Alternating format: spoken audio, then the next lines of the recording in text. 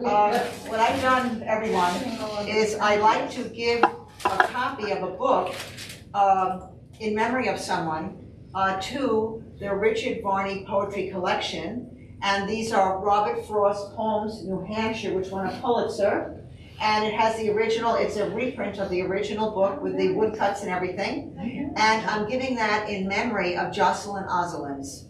And there's a cover letter here because she was such an angel. She helped us for years when I was the facilitator, and she was just wonderful. And everybody misses her terribly. And I don't think we've really had anything for her yet. I hope there is going to be something. So I'm going to give you this, and eventually I hope, I was looking for a hardcover, but for some reason everybody's doing paperbacks lately. So maybe we can give it a hardcover, or I'll find it again in a hardcover and replace it. So there's that for the library. Thank you very much. Richard Varney Poetry Collection. Yes. Thank you. Thank you so much. When I was a freshman in college, Robert Frost came to our campus, and I wangled the ticket to hear him. And it was just a couple of years later. Can that he everybody died. hear? I'm sorry. You know what? You can always use the mic. Yeah, well, he was talking to me in a way, so that's one. Yes. The book is on Robert Frost, and when I was a freshman in college, he came to our campus to read, and I wangled the ticket to his reading. So it was just a few years later that he died. So I feel very privileged. Yes. If you go to Franconia, New Hampshire, I've been there quite a few times. There's one of his farms you can visit, a place he lived, and they have his poems on big, I guess it's wood or stone plaques in the woods. And as you walk around the woods, you read his poetry. It's just lovely. Franconia, New Hampshire. All right, well, I'm Virginia Walker. I'm a former facilitator for the Art-Rich Poetry Roundtable at the Shelter Island Library. And this is the 6th annual Richard Varney Memorial Poetry reading at the library. The first year, well, he died in 2018, and the next year in 2019, members of the Roundtable, some of them even here today, read poems from the Varney collection, which had just been established. And in 2020, because of COVID, we were on Zoom. And then also we were delayed by a hurricane one year, I'll never forget that. But what I did then was I brought in, because it was on Zoom, poets, and they would read their own poetry, and then they would read poetry from the collection. So we did that for about 3 years.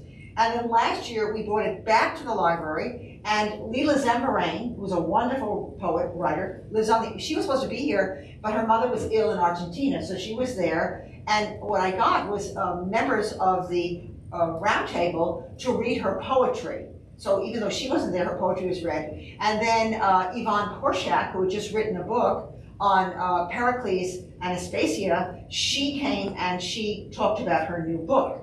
So that was a very exciting time last year.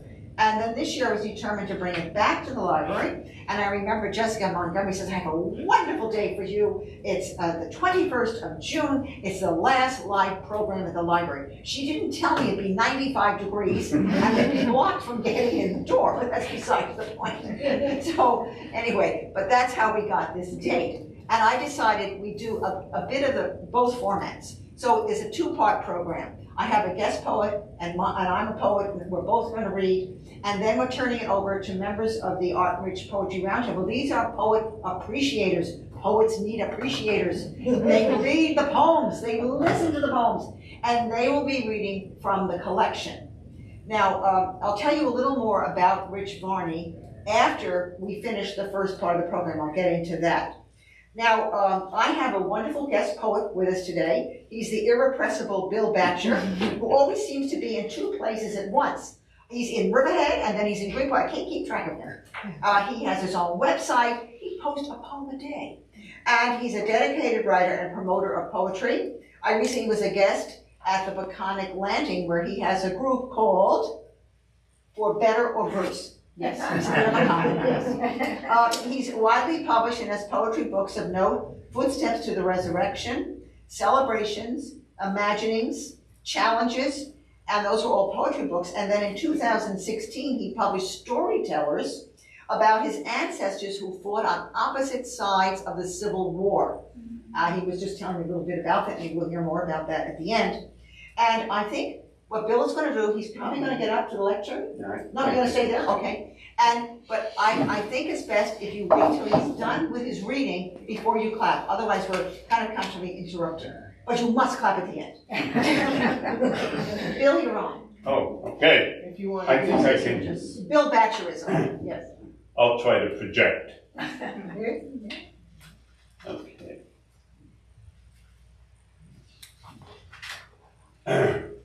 What is a poet?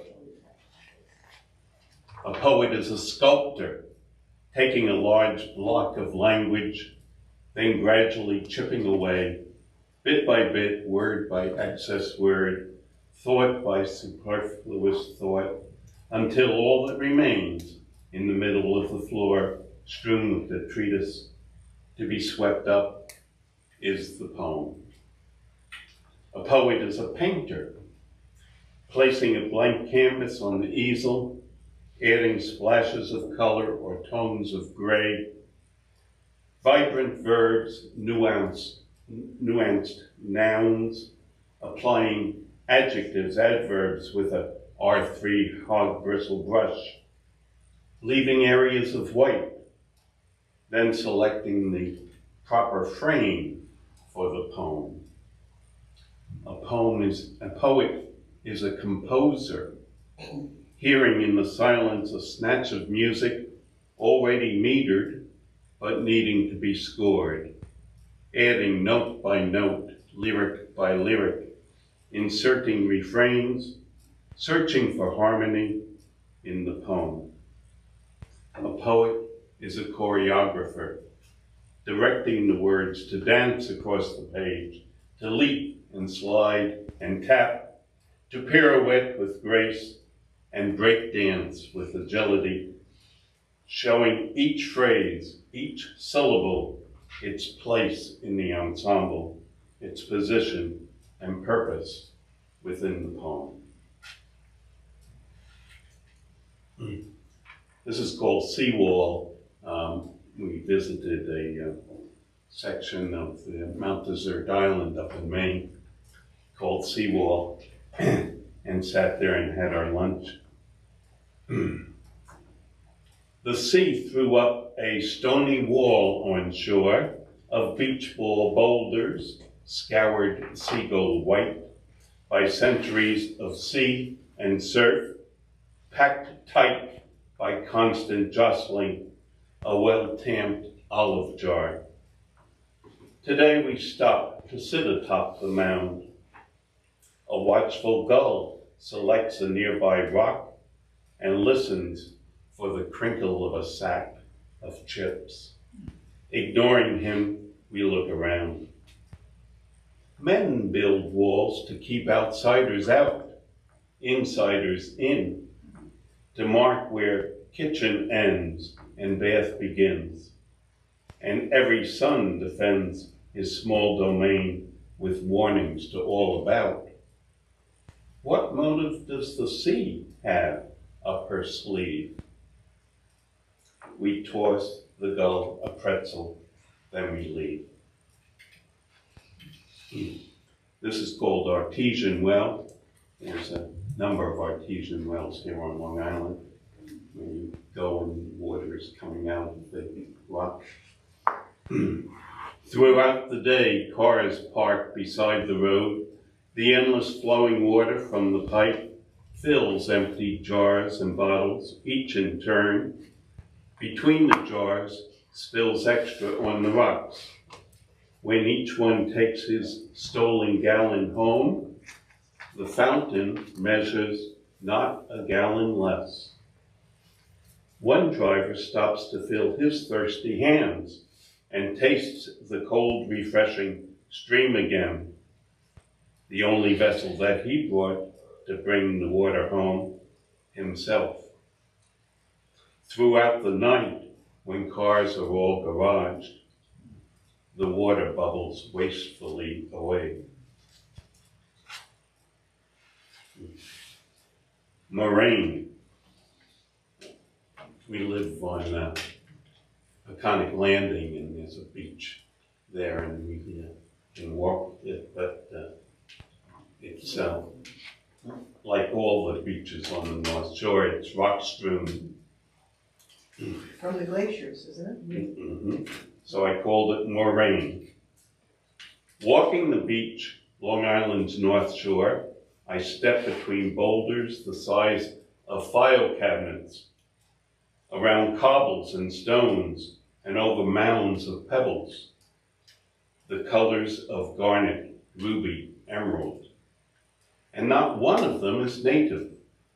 All are invasive species, pushed here 18 millennia ago from their New England birthplaces.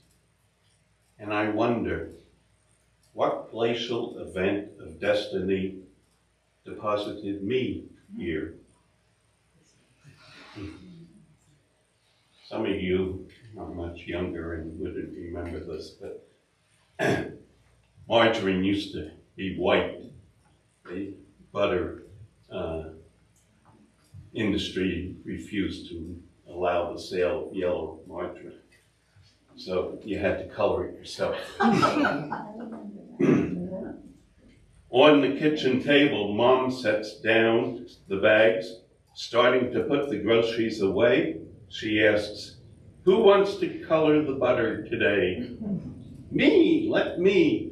I quickly grab the pound of oleomargarine, all one word, unpack it, put it in the bowl, fish out and break the packet with the tiny yellow flakes, and mix them back and forth and back. At first there is a yellow swirl on white, but I take childish pride in getting the right, perfect, uniform color through and through. A single bit of white just wouldn't do. Mom leaves it in the bowl, for that's the charm, just like the butter we had back on the farm. 3 years ago, I lost my wife. She passed away, and I wrote this at the time called The Elements of Grief. But by elements, I took the Greek elements of water, air, fire, and earth. Water. Boxes of tissue do not stop the flow. Eyes, nose, my whole head a brimming reservoir, but I do not drown in my self-made deluge. I think the storm is past, and then some trivial thing, a word, a smell, a taste, breaks the dam and the river is in torrent again. Air. This usurper occupies her chair, her side of our bed, the space that belongs to her. It should be light, but it cannot be budged or pushed away. It refuses to carry to my ear her voice, her footfalls, her song of life, the inane Edward Lear poem she recited before falling asleep. Fire. Her entire life, herself, reduced to 5.5 pounds of grit. The pink of her face, red of her blood, brown of her hair, hazel of her eyes, now all uniform gray in a golden oak box. The warmth of her smile, heat of her passion, now cold dust. Earth. At the old burying ground, a new hole is prepared by East End openings. Mother Earth, who bore us all, receives her daughter home. Room enough beside awaits the day when my children will call East End openings to prepare another hole, and we can be together again.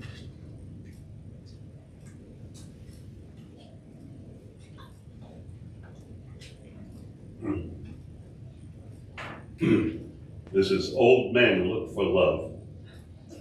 Old men look for love as much as young, to kiss again and cuddle and caress, to have a reason to go out, to shave and dress, to hold a hand while favorite songs are sung. We are too old for that. Now act our age, we're told. Our time has passed.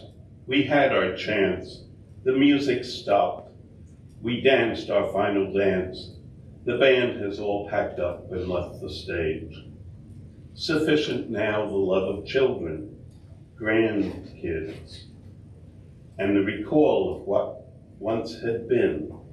To disrespect the love now gone is sin. No, to resurrect that love, to once more feel what we had felt, though different now and strange, is also good, and oh God, just as real. Again, with a question mark. How much love would fill those 80 years? How much laughter? How many heartaches, tears? How many I love yous would cross the tongue? How could we know when we were oh so young? I miss the twinkle of those eyes, the glances, miss the whispers, miss the taking chances, miss the tender touches of that hand. So I still wear and always will that band. As one we started young, as one grew old, with so many magic memories to hold. I am the most blessed, heaven blessed of men. So how could such love find me yet again?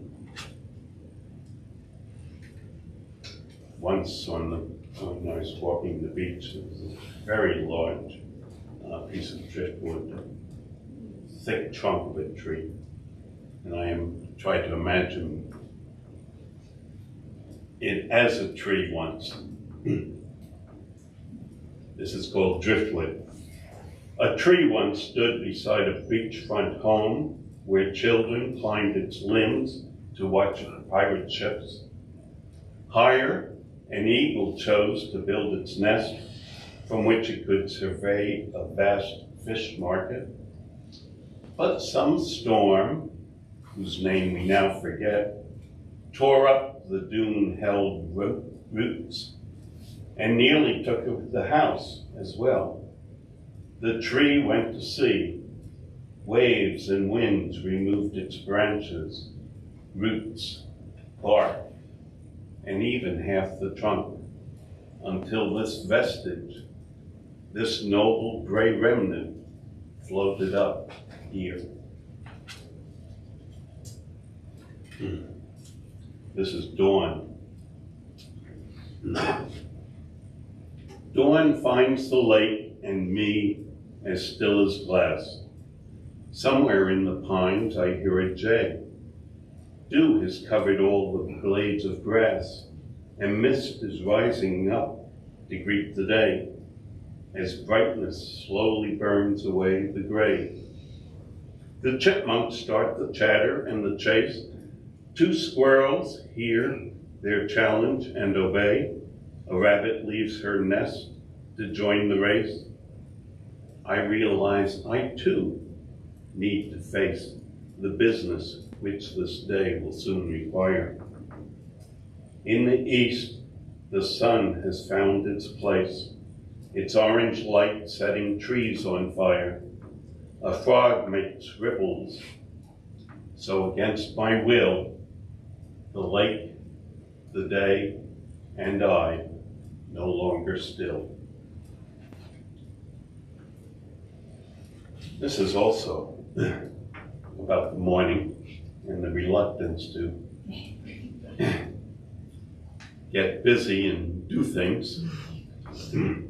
It's called Morning Remonstrance.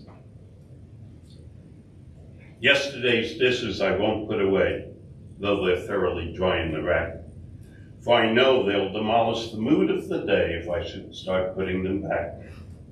No matter how gently I place them in piles, the plates will not quietly go. They're being imprisoned without a fair trial. They want the whole household to know.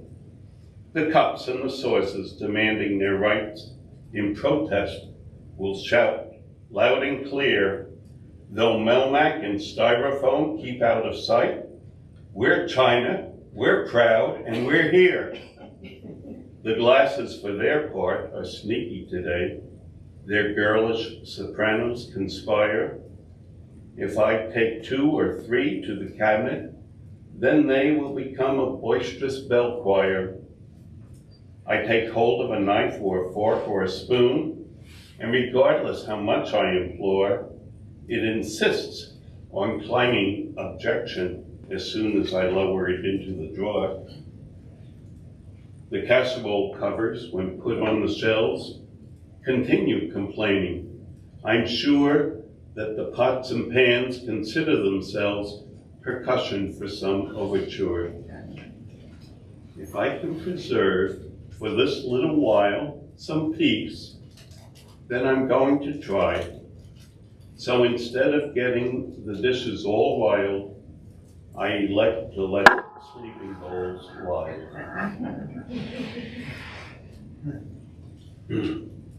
It's disappointing to see the vibrant imagination of children and then to see it diminish.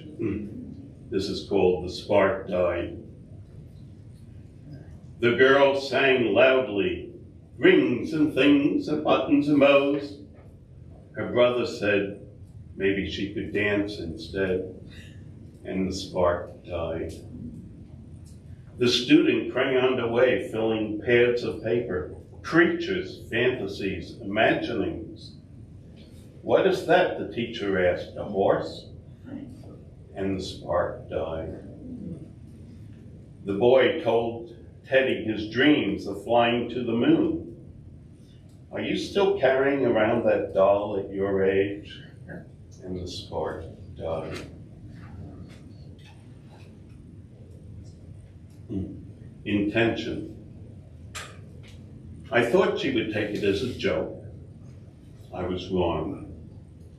How could I take back the words, eat them, chew on them, until they were merely alphabet noodles, letters to be rearranged into the words I should have said? Envy.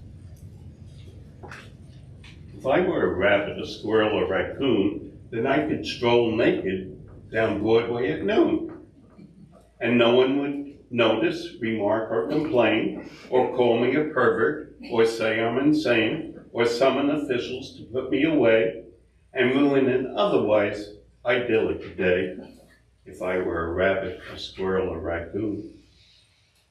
If I were a child or young and naive, then I could spend days in prolonged make-believe and talk about nonsense of every variety and not be suspected of gross insobriety, or rumored my senses were falling apart, or patronized like some dotted old fart.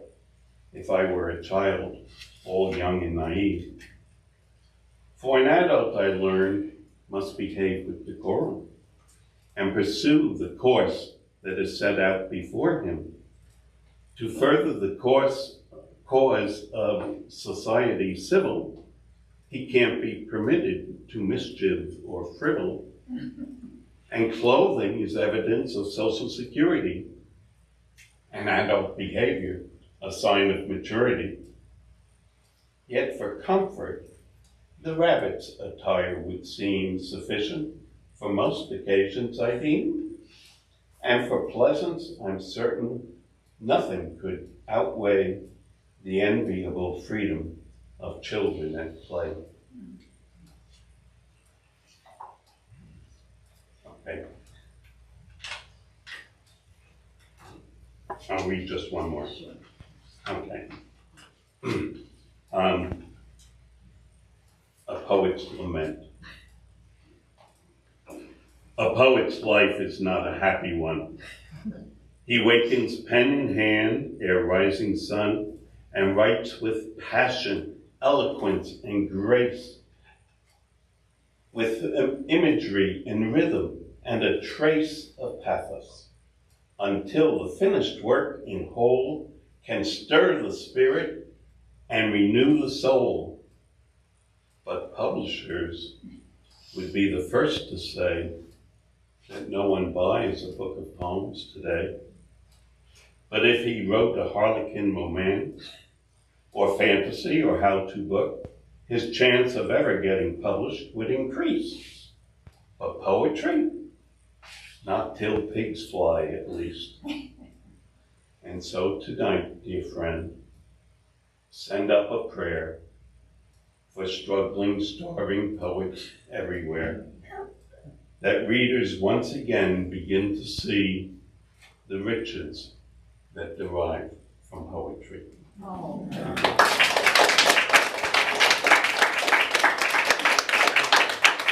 you gave us a whole range of emotions. It was absolutely wonderful and delightful, and I know we had to put in some humor there. You're never supposed to start with a new poem, but I'm going to, because since last Thursday over the weekend until this Tuesday, there was a turmoil. So I will just read you a poem without going into the backstory, because I think the poem explains. From the tornado. Is the report of her death true? You are picked up suddenly, pierced with thousands of bits, metal and wood, each given the velocity of a bullet discharged. Matchsticks tear open the heart, dropping continuously down to ground. You bleed inwardly for days. Even the skull is invaded with minute memories, each scraping in light flashes of a person known, standing before you in another time, dredged from the past, all her radiance of soul, all her generosity throwing auras. Can this report possibly be true? Phone from the cyclonic center, call her sons, text her daughter. What we have heard cannot be. Recall the library of ill news. Her name, the same place, but one date is wrong, so wrong. My friend must still be. Crack the door of the internet, no match. When the sun calls back, we are calm now, and do not weep, for he reassures. The air settles me down, so gently, my wounds healed. I breathe. When her email arrives, our words entwine. The name is the same, but the report is not true. And I'm going to do it with kind of a healing nature poem now, because having gone through all of that, I supposedly will speak to her on Sunday. Reflections. The sky, in a concentration of vapor, controls reflections, waits lightly their fall on the water, duplicating a curious reverse. Beneath their upright progenitors, trees wave in dark fringes. Diffused sunlight walks on the water with spider legs dimpling the surface. The next poem, you have to imagine me about 35 years younger, if you can. Otherwise, this poem makes no sense. But I sent it off, even though I wrote it so many years ago. I'm sure you've done things like this. And it was recently in Bard's Annual. Hi, darling. Tennis courts levitate in the Hollywood Hills, cantilevered by steel stays. Fredericks taught the bosom a similar lesson. But while his models face his update, the house heads over tennis tits are 19th century Battersea and 18th century French. Orange trees expire under all that cleavage. Or is it that the rumors are true? Even the hills are silicone. Along Rodeo and the Giorgio smog, Gucci, Fendi, Yves Saint Laurent on every butt, I window shopped, thousands in a glance. But there, angled in between discount, diamonds and lingerie shops, triangular Frank Lloyd Wright, real, jugular. I wandered inside, ascending to the spire, explored angles of vision, rapturously cameraed, leaned precariously to get radiating core, when down the ramp, plasticine producer sidled. Hi, darling. His eye tucks were skewed, and the hair on his chest grew in a tuft. Hi, darling. Hi, doll. I felt my feet shrink, my nose bob, my head bubble. I ran. I didn't wait to be in pictures. I made the mistake of sending this poem, Cousins Ticking Away, to relatives of the cousins mentioned in the poem. I think that was a big mistake. I got a phone call from one of the widows of one of the cousins. Okay, Virginia, I got it. I read it. Where's the rhyme? Now, I should have said, this is not a rhyming poem. I am sending you a non-rhyming poem. I didn't. Another one wrote me, I don't think you've got the story correct. My husband told me. I got it from my mother-in-law. I know it's true. Cousins ticking away. My cousin Joe died before COVID struck. He was my mother's sister's son. Glad we took him to dinner the year before. He was frail from a rheumatic heart, but still I was shocked. We had played together in grandfather's house in the 1950s. He would gift us with nylons at Christmas, I and my 4 sisters. My father acted as Joe's father after Joe's own father's death. Then my husband's cousin Bill, a tennis and golf player, slim and impulsive, died in front of his family of a stroke. His wife and I corresponded, and she sent pictures of times when they boated to our island. I was startled at our youth. Bill was the youngest son of my husband's mother's brother, whose own father left them, damn the mother, and disappeared only to return for a brief hello. Barbara, Joe's sister, called me a few times a year. The last, I later learned, a few days before her fall, which at her age of 88 cracked her hip. I was a bridesmaid at her wedding, an April day when it snowed. We would always talk, and I can hear her soft laugh now. I am glad Alex and I visited her in New Jersey a few years back. We spent the day with her and John, who still survives her inevitable death. Barbara spent time in a rehabilitation facility, and that was where her weakened heart failed. I wrote her son, my godchild, my memories of her, some consolation, I hope, for him. My last conversation with Barbara was about my successful search for the family of my great-aunt Araxi. I had found her son George, a Yale professor of neuropsychology, and her deceased daughter's family. Confirmed by ancestry, I told Barbara. I hope to meet the found cousin of future day. Araxi's sister, Zarawi, also had children. One, Bob, 20 years my senior, I knew from trips to Cleveland. His death ended my visits. Her other son's children still correspond, and from one I learned George used to borrow tools from my father, and that the professor was failing. Another email, George had died. Right after our ancestry nod, I spoke to a son of George's sister and learned more about his uncle. My husband and I called his cousin Jim a few times a year during COVID. We visited Jim and Jane the summer before COVID, a most enjoyable visit. When we called this past spring, we were invited to Jim's 98th birthday in June. Their son Dave, the conductor, often at the Met, where we saw him conduct twice, called us in May to give us the sad news. I liked Jim. He was intense, energetic, and knew how to make an honest buck. I helped my husband write up his memoirs of Jim for family. Most rambling praise for a cousin 11 years older, expert with cars and business schemes. We went to the funeral home, as we had done with my cousin Joe, and as with Joe, I was astonished at the children and grandchildren unknown. What is known, we have lost lives intricate to our own. We have lost connections of youth. We have lost years off our lives. The other day when I was in the Shelter Island Heights post office, a woman looked very concerned. She's someone that works there. She came over, how do you feel? Are you all right? She was one of the crows. I remember who she was. Concentric, you'll figure it out. Concentric rings. Trees, when cut down, offer a history in rings. Sideways cuts into rock or revealed ledges after a flood offer a topography of time. I fell backwards in the post office, a foolish, unexpected fall, irking my brain as to how. While I scrambled to restate myself, others came like crows to assist me as I pulled at an inadequate metal railing. They hauled me up, admonishing that they had fallen too. I was sore, but intact. I looked around me for my mail, stacked neatly by one helper. How had I gone over backwards while bending forward to pick up a dropped letter? And how had I traveled so far from an alcove into the entrance hall? What imbalance did this?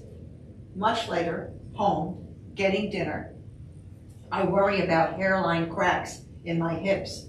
I scoop tabbouleh from a large glass bowl, tapping a spoon on the bowl.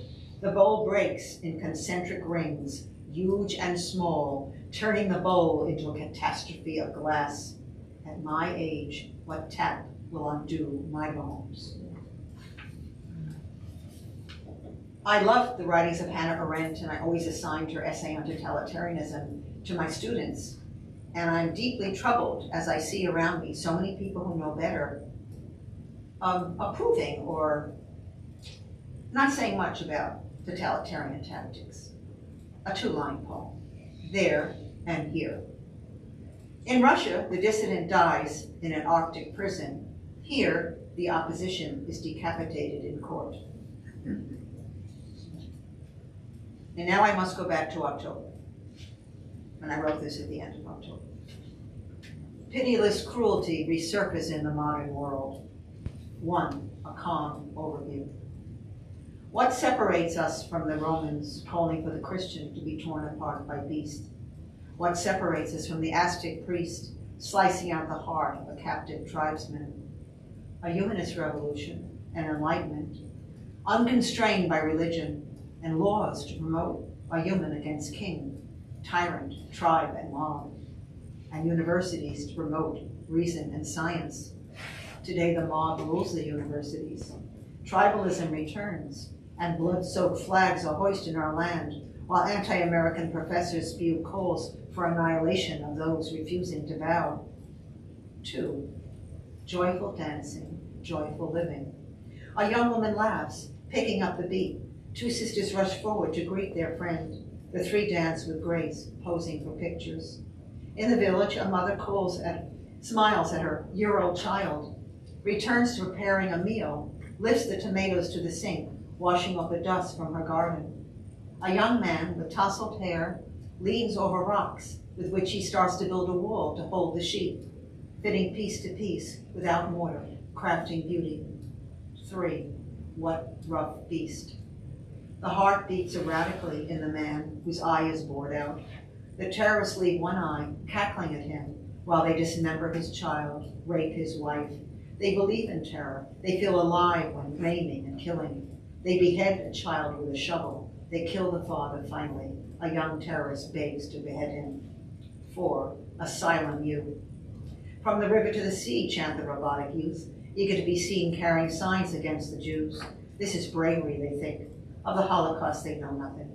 The lemmings follow their cool professor of Marxist bent. In myth, the rats drown together in the sea. Here, the suicide is mental and may be permanent. The campus rats love to move in herds, escaping arrest by numbers.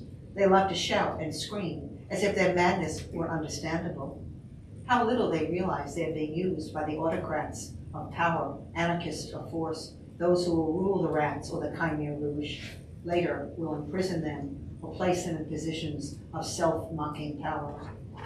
5, from the tunnels and hiding places. If I do not look at them, I may be spared or die quickly. If I do not look, do not feel, do not remember. If I do not recoil every time they stand over us, I may be spared. Do I want to live? Can I live without remembering?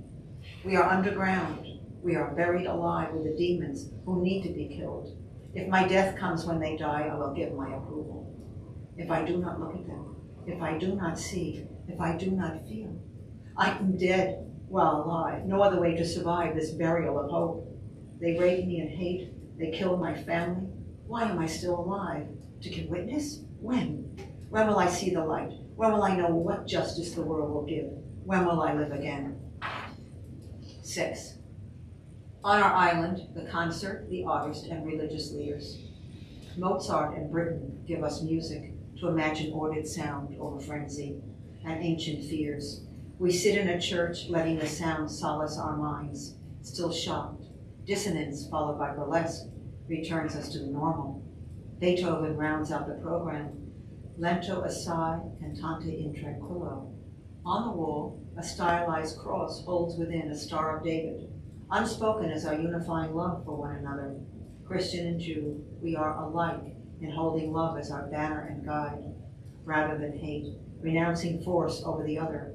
Weeks later, an island artist who crafts tapestries of women in gardens invites a rabbi and the island's church leaders to speak to our community.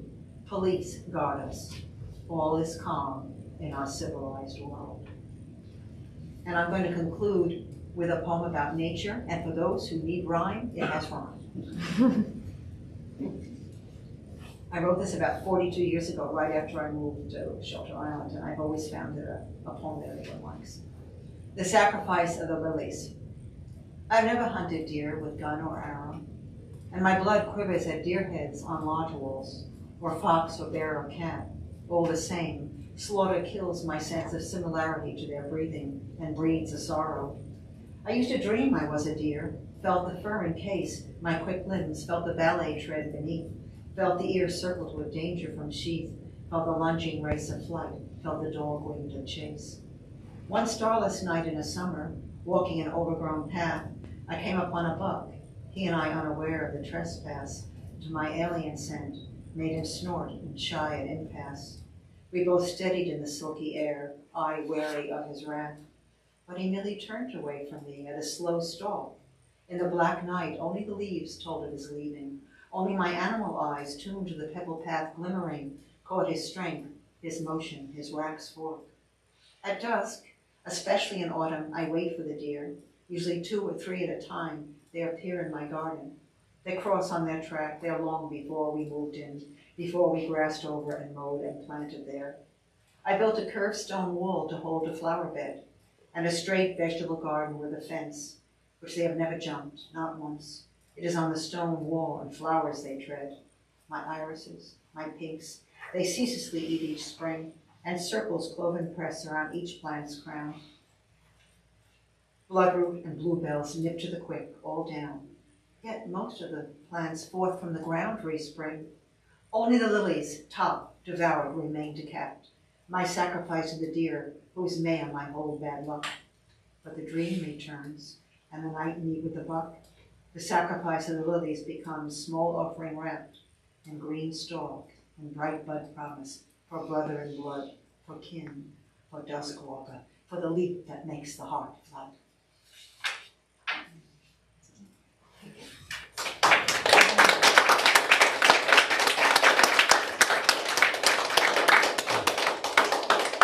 Thank you very much. Who was Richard Varney?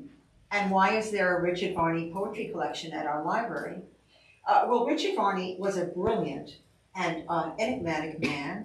He was almost like a chameleon, I felt at times, because he seemed like a monk, he seemed like a priest, and yet he was a kind of cut-up in many ways, and a guy that liked to break little laws every once in a while. So he was a bit of a character. He loved poetry. When he was at Harvard, he was on the Poetry Review there, and he felt that poetry, because of its condensation, its power, really encapsulated all the wisdom of the world. Don't we agree about that? Yes, poetry.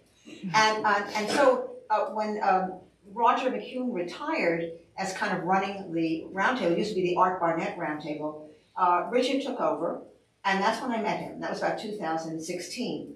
I knew him about a year and a half before he died. We had no idea. Martin and Yvette also knew Richard, but we had no idea that he had terminal cancer, and he was being treated. We didn't know this at the time. But he was an incredible person of deep learning. He didn't just have books, he had railroad cars of books. I mean, that's how many books he owned. He had come back to Shelter Island because he was getting treatment on the South Fork, but we didn't know about this. But he was someone to confide in. And we were planning to relaunch because after the winter there were not many people around. And I was very surprised when he asked me to take it over. I had no idea what was coming. And then he finally wrote us all a letter and he told us that he was going into hospice. And we visited him there, and that was so emotional and moving. And I remember I bought him a dream catcher, a little thing, you know, to put on the wall. It's all these little things you try to do to make someone happy. But of course, and I couldn't believe he was dying. And I kept saying, look at the trees, look at the trees. And he said, oh, I do, I look at the trees. Every one of my conversations I ever had with him was very high order because he knew so much and he read so much. And you always felt you were speaking to this wonderful mind. And you entered another place. either it was Ezra Pound or Richard Wilbur. He knew something about everybody and he could speak about them. And Yvette brought a puppy with us that time we went to visit him, and he and the puppy got along beautifully. It was just a magical moment. But I want to just recall one little thing. We only had one argument, he and I. And that was about the translation of Beowulf. I like the Burton Raphael translation of Beowulf. I used it in my teaching, because I was teaching college at the time. And I thought it was very real. The students could get into it, and I felt it captured the essence of the old epic. Well, Richard would have none of that. That was terrible translation. And I thought, well, he never read it. He knows nothing. When we were helping with the house, he had 2 copies of the book. So he knew that, and he didn't want it. So I wish he could come back, because I want to argue with him about Emily Wilson's translation of the Iliad and the Odyssey. Because I had read the Odyssey a while back, and I had the Iliad, and I'm reading it. I treated myself to a hardcover at Christmas. I love her translation. It's wonderful. And I wonder how we would argue about that. But listen, we could read to each other. It would be wonderful. We all miss him. And his friends from Harvard came, and they had the suggestion that we start a poetry collection here at the library. We all chipped in, and that's how the collection started. And that's why it's the Richard Varney Poetry Collection. He was in his 50s, mid-50s when he died, and he told Yvette, my day was cut short, right? Wonderful, wonderful guy, and we do miss him terribly. And now I'm going to turn everything over to these earnest members of the Art Rich, and by the way, it used to be the Art Barnett, and after he died, I renamed it the Art Rich Poetry Roundtable, and the Barnett family said that was fine. And Karen, Yvette, and Irene are going to read you classic poems from the collection. Who do you want to go first, Irene? Any of you can go first. All right, I'll start. I have 2 poems I'm going to read. This first one was written in 1678 by Edward Taylor, who was a Puritan minister educated at Harvard. And he's always interested me because he was the pastor in the most western settlement in Massachusetts in the early 1600s. And it was a town where one of my early ancestors also lived. So I have a particular affinity for the Reverend Taylor. And he's considered one of the most important Puritan colonial poets. But most people haven't heard of him, but I have. Upon a spider catching a fly. And this was again written in 1678. Though sour venom elf, is this thy play to spin a web out of thyself to catch a fly, for why? I saw a pettish wasp fall foul therein, whom yet they whorl pins did not clasp, lest he should fling his sting. But as afraid remote did stand here at, and with thy tiny fingers stroke, and gently tap his back. Thus gently him didst treat, lest he should pet, and in a floppish, appish heat should greatly fret thy net. Whereas the silly fry, caught by its leg, thou by thy throat tookest hastily, and hinded the head bid dead, bite dead. This goes to pot, that not nature doth call, strive not above what strength hath got, least in the brawl thou fall. This fray seems thus to us, till spider gets his entrails spun, to whip cords thus and wove to nets and sets, to tangle Adam's race in straightens to their destructions, spoiled, made base, by venom things, damned sins. But mighty, gracious Lord, communicate thy grace to break the cord, afford us glory's gate and state. Will nightingales sing like, when perched on high in glorious cage, thy glory bright and thankfully for joy. Not bad for 1600. So the second poem I'm going to read is by Phyllis Wheatley. Probably a lot of you know her. She was the first African American to be published during the American Revolution. On Virtue by Phyllis Wheatley.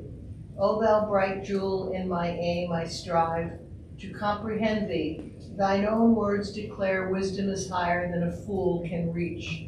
I cease to wonder and no more attempt thine height explore or fathom thy profound. But, O my soul, sink not into despair. Virtue is near thee, and with gentle hand would now embrace thee. Hovers o'er thy head. Fain would be heavy-born soul with her converse, then sink, then court her for her promised bliss. Auspicious queen, thine heavenly pinions spread, and lead celestial chastity along. Lo, now her sacred retinue descends, arrayed in glory from the orbs above. Attend me, virtue, thou my youthful years. O leave me not to the false joys of time, but guide my steps to endless life and bliss. Greatness or goodness, say what I shall call thee, to give a higher appellation still. Teach me a better strain, a nobler lay, O thou enthroned with cherubs in the realms of day.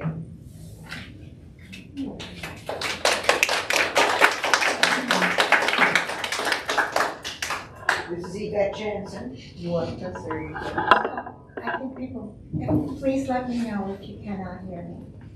This is At a Window by Carl Sandburg. Should I use the? Yeah. I should. At a Window by Carl Sandburg. This poem makes me think of Richard Varney. I'm not sure I'm able to explain why so much, and I'm just going to read it, but it does. At a window. Give me hunger, O you gods that sit and give the world its orders. Give me hunger, pain, and want. Shut me out with shame and failure from your doors of gold and fame. Give me your shabbiest, weariest hunger.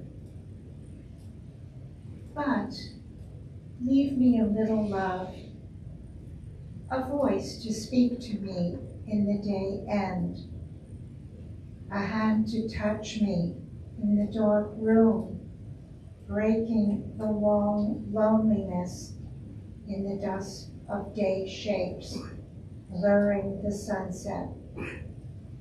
One little wandering western star thrust out from the changing shores of shadow.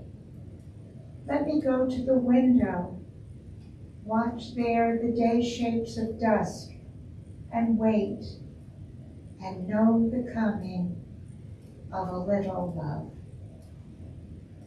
And that's all I'm going to do. Oh, okay. This is Irene Cornell. Hello.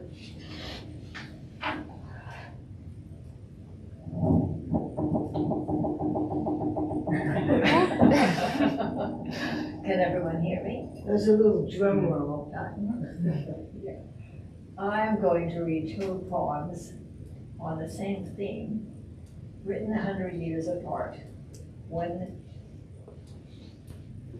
by two different poets in very different circumstances, the same theme. The first is the Honorable Carolyn Elizabeth Sarah Milton, notorious for her trial on charges of criminal conversation. That was a charge back in Queen Victoria's day.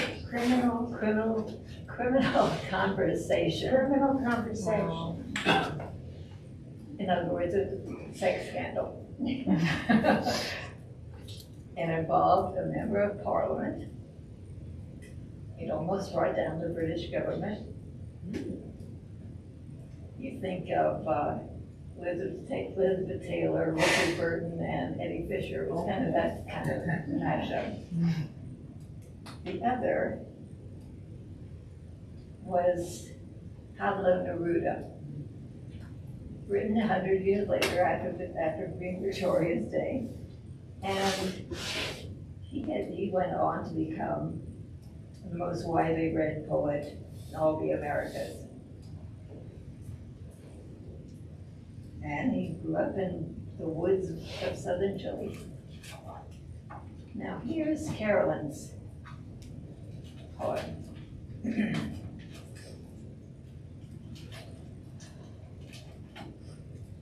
I do not love thee. No, I do not love thee. And yet when thou art absent, I am sad.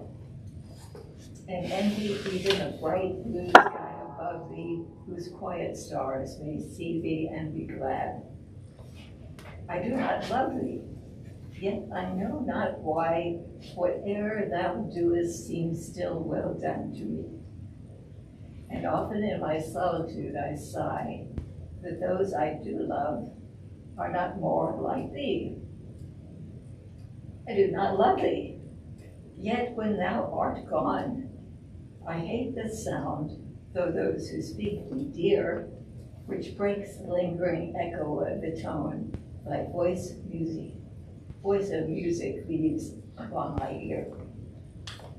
I do not love thee, yet thy speaking eyes, with their deep, bright, and most expressive blue, between me and the midnight heaven arise, oftener than any eyes I ever knew.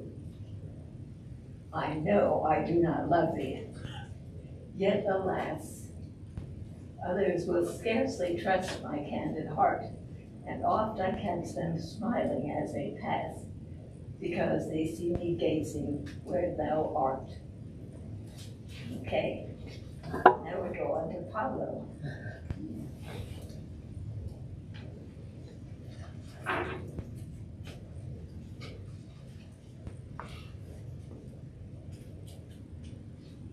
You must know that I do not love and that I love you.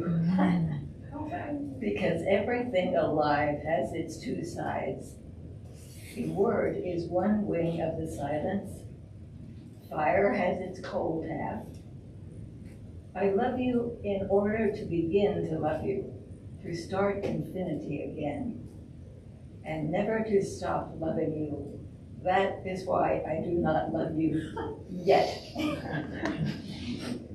I love you, and I do not love you as if I held keys in my hand to a future of joy. A wretched, muddled fate, my love has two lives. In order to love you, that's why I love you when I do not love you. And also, why I love you when I do.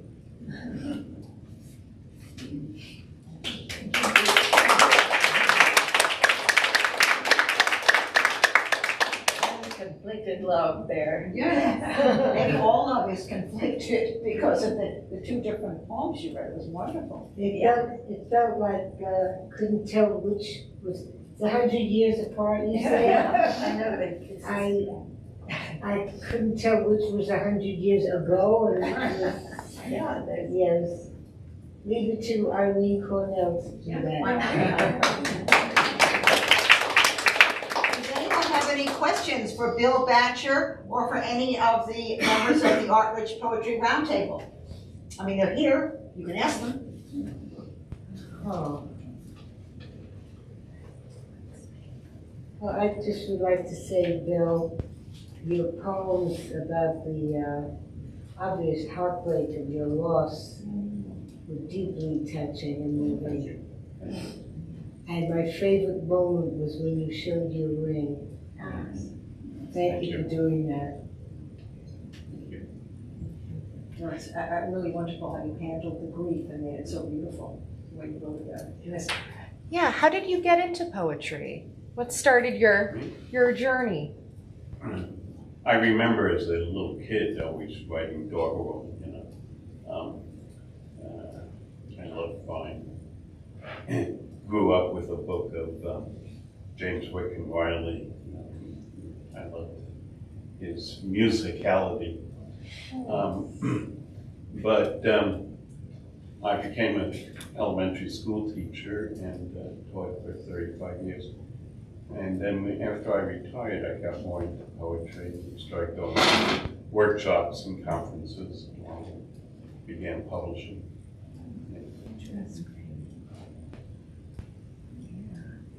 Virginia, your poem about the war, I would think you would send that to a magazine or a newspaper. It's No, so I haven't strong. sent it to anybody. You haven't? No, I really don't send much out at all. It's terrible. I don't send it out.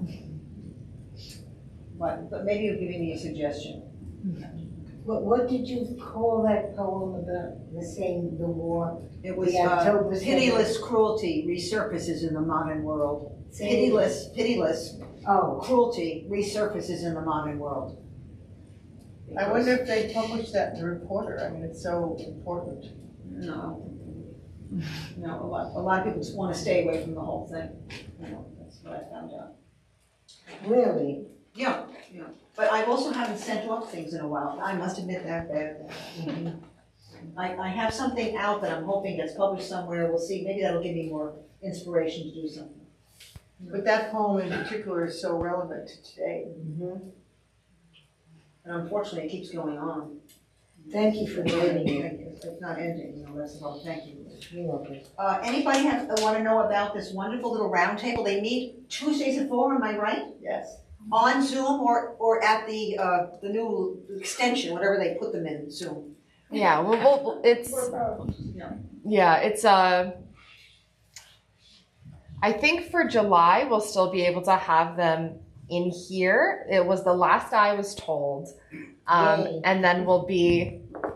Ooh, let me not touch that. And then we'll be moving into the trailers because we do poetry through hybrid, so people can be there in person or on Zoom. Because I know there's some participants who like maybe aren't on the island certain times of year. So it is available in both options every Tuesday at 4 p.m. And we have someone that zooms in from Scotland. Believe it or not, yeah. Nice guy. I finally met him. Yeah. I mean, on Zoom. You met him in person? No, Oh, on Zoom. I thought maybe you were No. traveling. By the way, there will be another program on poetry on September 20th, a webinar, which means you can sit and look at it on your computer screen or your phone, and you don't have to be at the library. Well, I like that because you don't have to have a lot of little heads in the pictures. You only have the four of us speaking. It's easier. I mean, if I can't be live in the library, because I'll have guests from somebody right near Canada, another one from Ohio, and I think somebody, I mean, I'm bringing in people to have a discussion about poetry. That'll be September though, September 20th. Oh, like a Friday night thing? That's right, it'll be a Friday night lovely. dialogue, but it'll be a webinar, yeah. Yes, Virginia, I want to thank you for remembering Richard. And it's a wonderful thing that you've done to have this every year. Yeah. He was a wonderful person. oh, he was. And you have done him proud. Oh, thank you so much. Yeah, no, I think we all miss him and the kind of person he represented. Right. Yeah. Even though he had that wild edge. Remember afterwards we found out all the tickets he had for speeding. That was something I never expected that. You told me he is a speeder. I said, oh, ridiculous. But he was a demon at the wheel, supposedly. Anyway, whatever. Well, I want to thank you all, unless you have more questions, I want to thank you all for coming. It was wonderful to have an audience. You have no idea how a poet craves an audience. So thank you all for coming. Thank you.